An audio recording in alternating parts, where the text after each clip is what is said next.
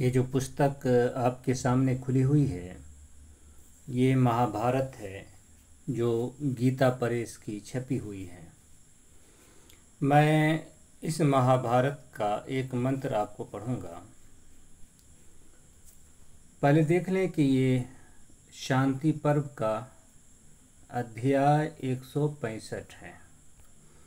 इसमें मैं आपको एक मंत्र इधर आकर के आगे चल के दिखा रहा हूँ।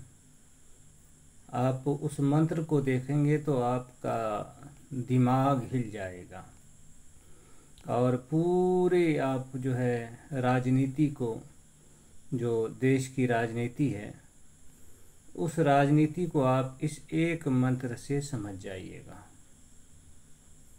बहुत भारी मंत्र है, बहुत समझने वाला है।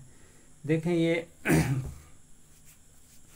मंत्र है 58। यहाँ लिखा है कि कुत्ते, सूअर और गधों की हत्या करके मनुष्य शूद्र वध संबंधी व्रत का ही आचरण करे। राजन बिल्ली, नीलकंठ, मेंढक, कौवा, सांप और चूहा आदि प्राणियों को मारने से भी उक्त पशुवध को के ही समान पाप बताया गया है।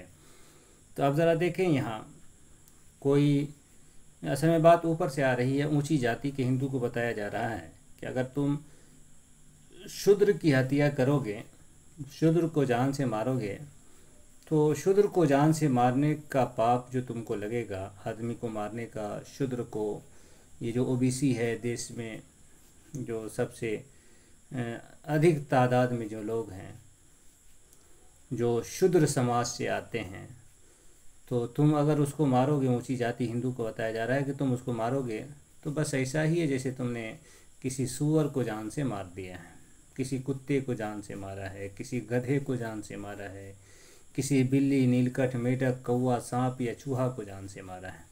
तो ये तो मंत्र का आपको मतलब अर्थ हो गया। अब इसके अंदर आप देखें, हिंदुस्तान के अंदर अगर आप देखें राजनीति को, तो ये बड़ी ख़तरनाक राजनीति आप इस मंत्र से निकाल सकते हैं, महाभारत के इस मंत्र से।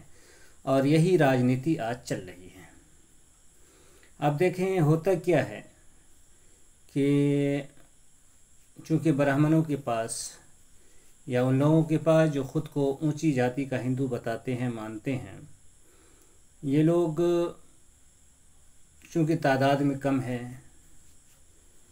ये लोग, इन लोगों में उतनी हिम्मत नहीं है कि कुछ कर सके, तो बस हिंदू बता करके जो इनके अपने लोग हैं, जिनको ये लोग मौका पर अपना कह लेते हैं, तो इनको आगे करते हैं।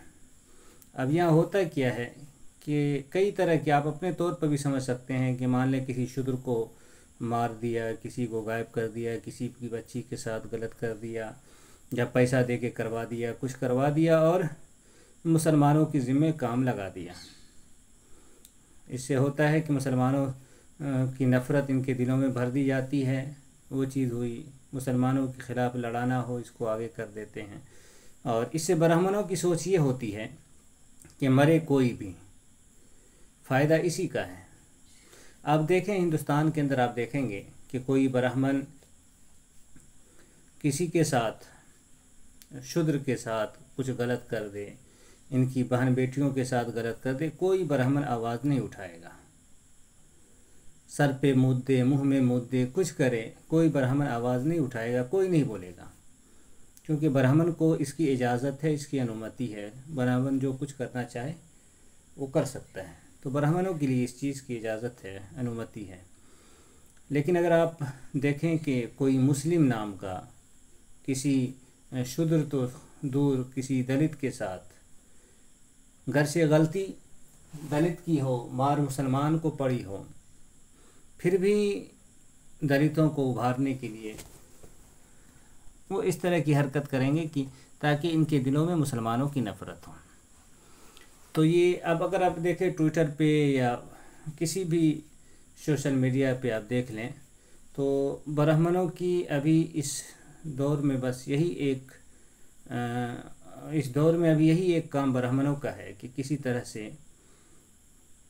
इन लोगों को, शूद्रों को या दलितों को मुसलमानों से भिड़ाया जाए, इन दोनों को आपस में लड़ाया जाए, दोनों में से कोई भी मरे, फ़ायदा ब्राह्मण ही का है।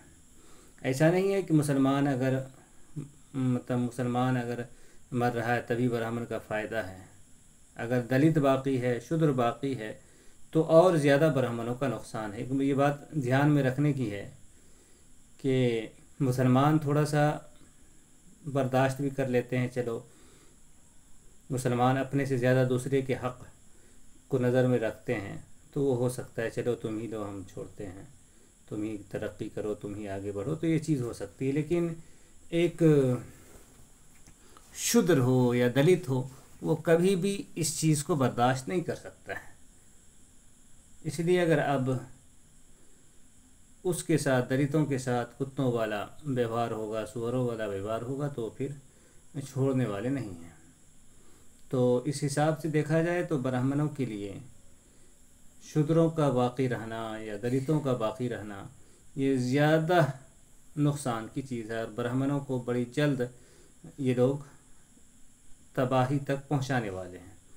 तो ब्राह्मणों के लिए ज़्यादा जो ख़तरनाक है, ब्राह्मणों के लिए जो ज़्यादा नुकसान देने वाला है, ख़तरा है, वो यही शूद्र समाज के लोग हैं या फिर दलित समाज के लोग हैं। तो ब्राह्मण की कोशिश यही होगी कि दोनों को लड़ा के दोनों को ख़त्म किया जाए। ब्राह्मणों के नज़दीक शूद्र भी सूअर के समान है, तो जाहिर सी बात है जो दलित शूद्र से भी नीचे है वो तो इससे भी नीचे हो जाएगा। तो यहाँ भी फ़ायदा अगर देखा जाए तो हर सूरत में, हर हालत में आप देखेंगे तो ब्राह्मण ही का फ़ायदा है। और अपने तौर पर भी आप देख सकते हैं कि फ़ायदा अगर है तो सिर्फ़ और सिर्फ ब्राह्मणों का ही है।